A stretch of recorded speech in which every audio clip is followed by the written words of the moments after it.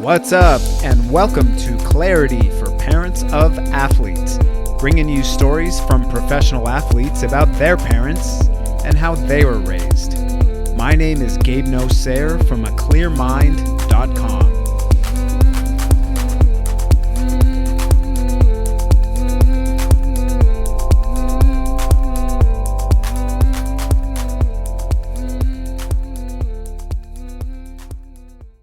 All right, and welcome to episode number 29, almost at 30. I appreciate the fact, as always, that you're listening and ask that you go into Apple Podcast and just hit that review button and write a little review of how you think the podcast is and how it benefits you, or any other feedback that you want to give through there, and also rate it on there and subscribe on whatever platform you're listening to. And also ask that you share the podcast with others so that others can benefit from these stories from these athletes and their parents, and also from whatever I'm talking about. And this episode is just with me again. And I just want to let you know before I delve into it that I have some really exciting guests coming up, including another former U.S. men's national team player. I'm not going to say who it is just yet, but it's a really big name and somebody that you see on TV even now quite regularly if you watch soccer. So I'm really excited about that, of course, and I have another one lined up as well with a coach. This is going to be my first coach that I've interviewed on the podcast. And again, I'm going to keep you all in suspense for that, but those are going to be the next couple episodes coming out. And I hope you enjoyed the last one with Sue Hansen, the mother of Luke Longley, the former Chicago Bulls player who won 3 NBA titles with them. That was my first parent perspective, and hope to line up some more of those. But I also have some other leads, some really, really big leads, and trying to just pinpoint some time to interview these folks before I divulge who they are. But really excited, have some really big names coming up. So this episode's kind of been on my mind ever since really the beginning of this podcast. I just didn't really feel it was the right time until just recently. And this kind of comes in with the tragedy of Kobe Bryant and his daughter and the rest of the group that was on the helicopter that crashed a few weeks ago now.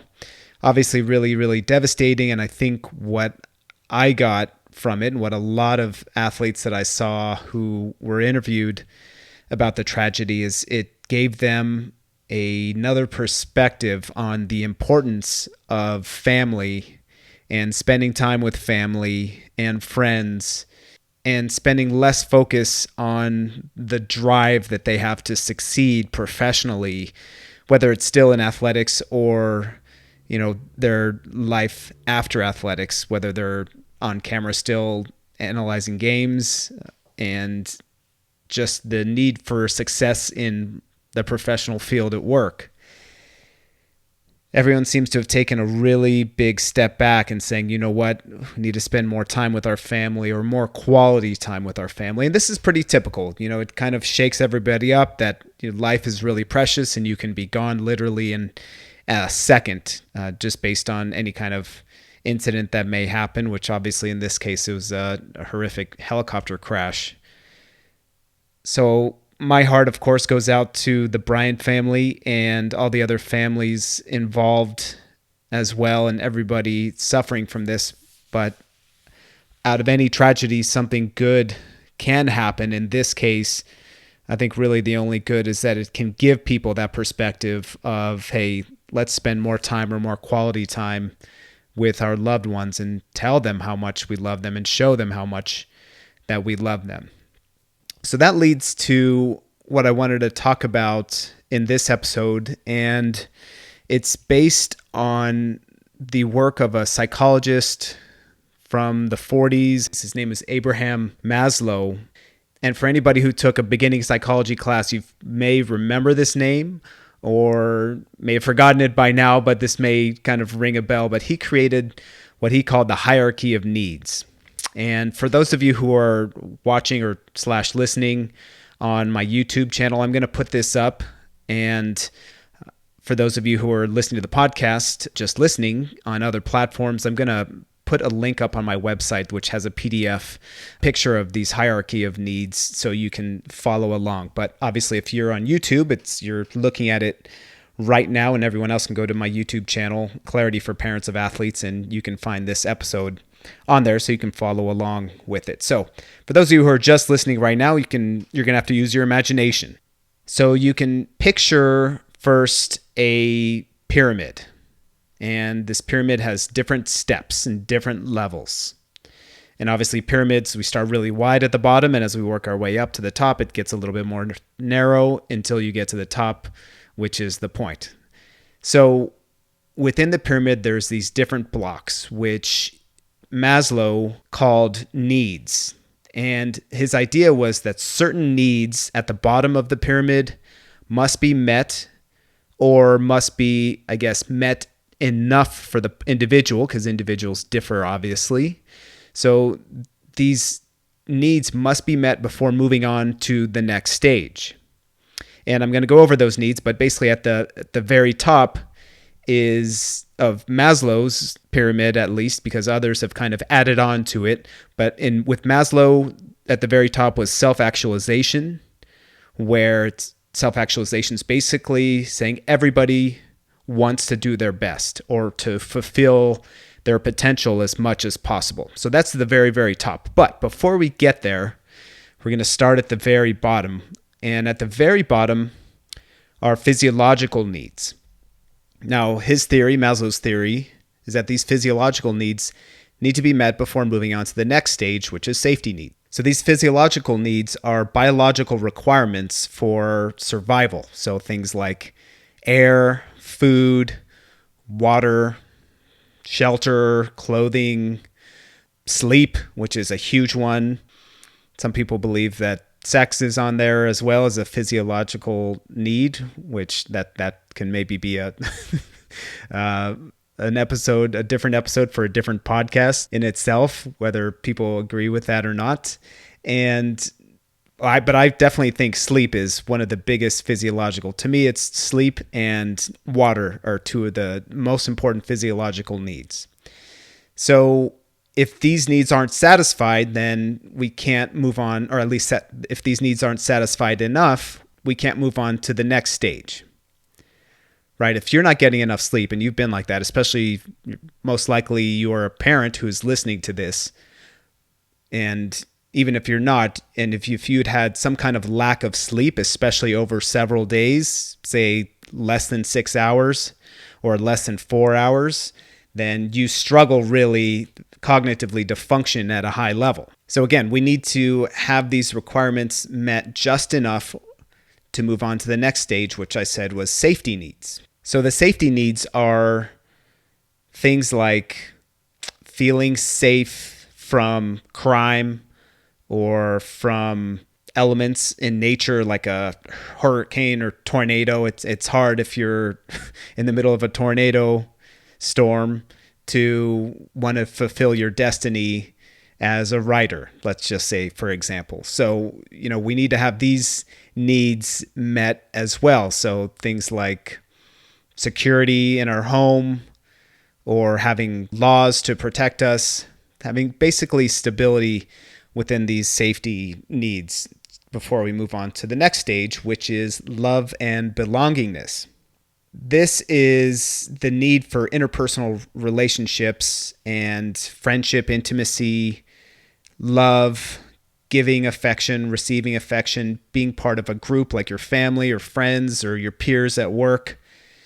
So this is a big stage as well. And obviously you as parents have obviously a big role to play in that, in the role of your children. I want you to think about all of these needs, both on your own terms and also what your children need in order for them to self-actualize and for them to meet their potential. That is kind of the theme of this episode, is what can we do as parents to help our children reach their potential, which obviously there has to be a big drive from them. But as parents, we are responsible to help our children get to that space. And that's a big part of this level, is for them to feel a big love and belongingness. Now, of course, you're going to have conflict in the home, but there's always positive ways and negative ways that we can deal with these conflicts and to help our children through these times.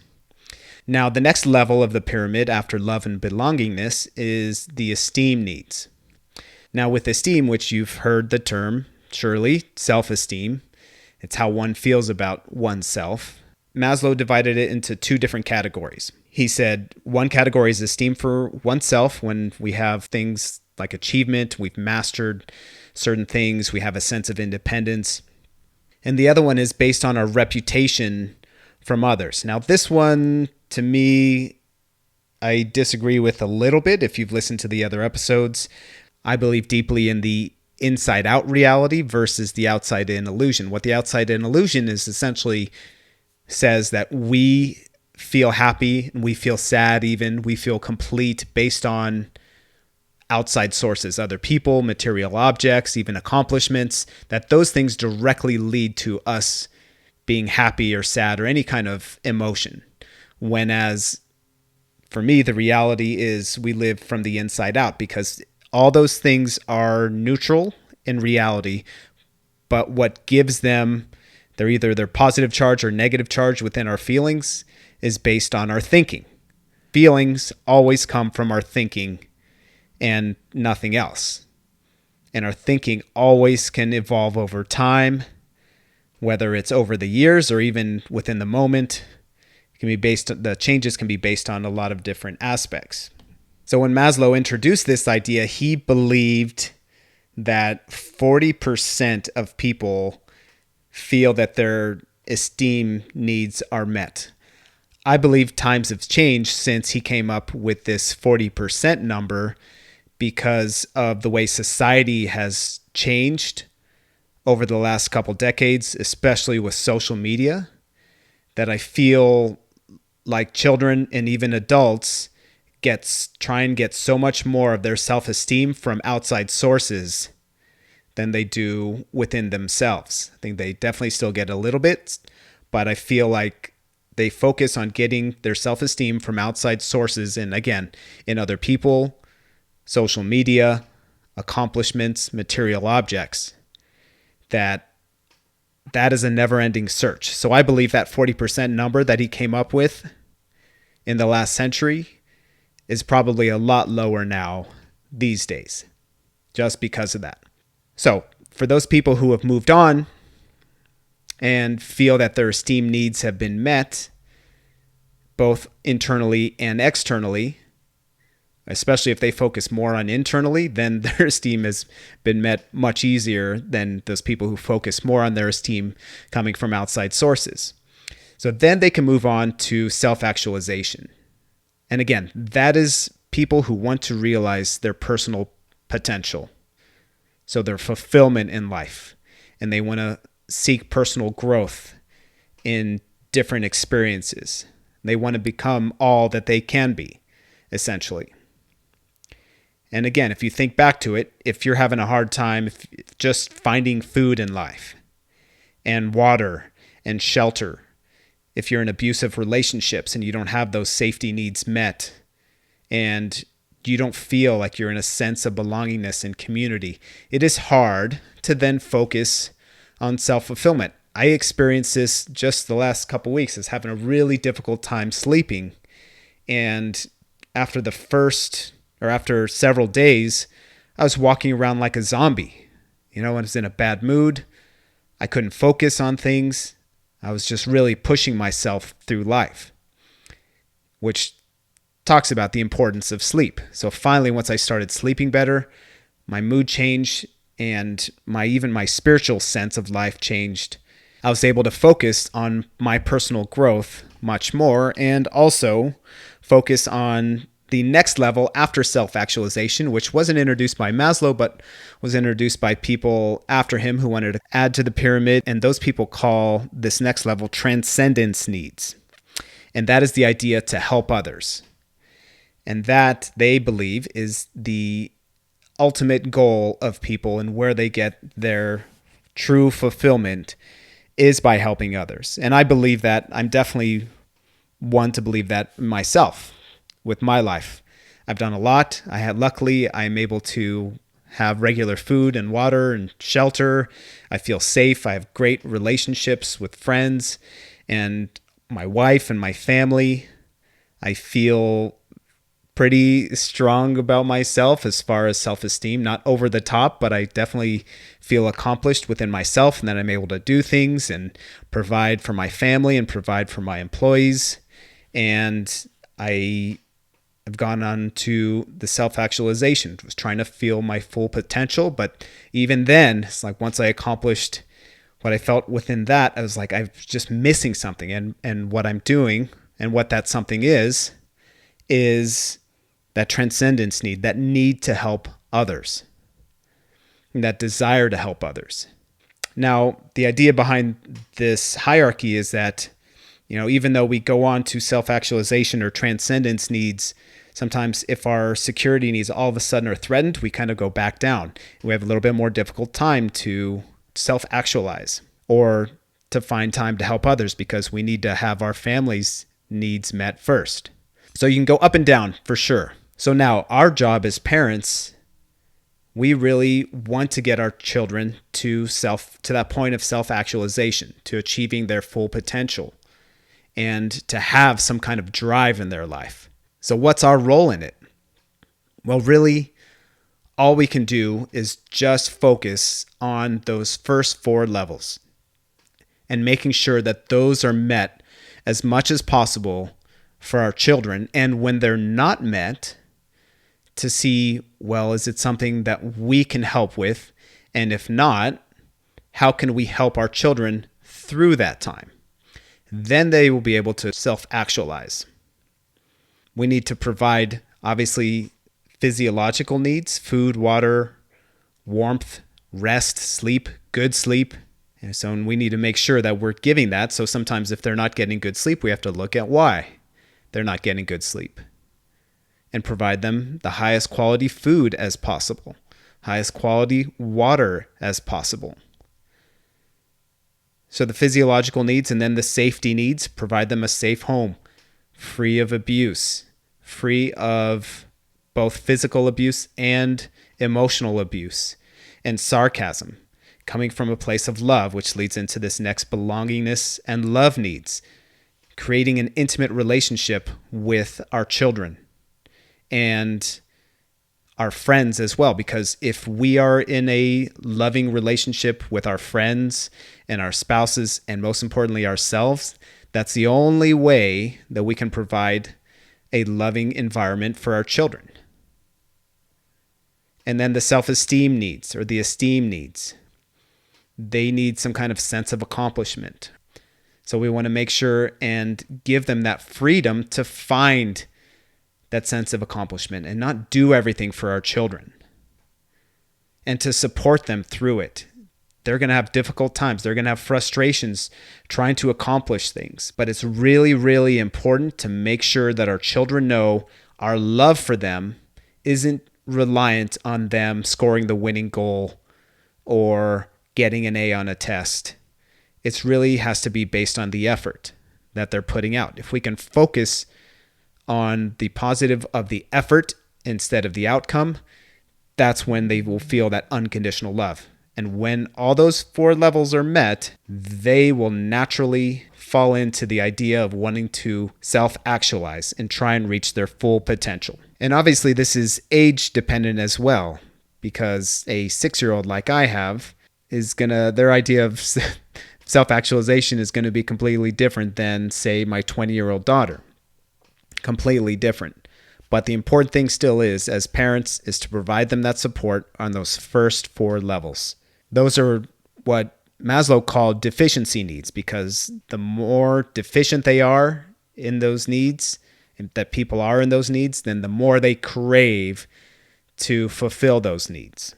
So again, all we need to do as parents is to provide that support in those needs: physiological, safety, love, and doing our best to help them have a strong sense of self-esteem and to teach them that other people, other material objects, even accomplishments don't really fulfill them the same way that loving themselves does. And again, the more we can stress that it is effort that matters and not necessarily outcome, then the children will naturally approach things from a place of their heart and not this fear of not accomplishing something. They'll be more free to love to learn instead of feeling like they have to get a good grade, or that they love to train versus feeling like they have to be on a team, certain team, or they have to perform a certain way on the field in order to have that high sense of self-esteem. That's got to be the focus with parents.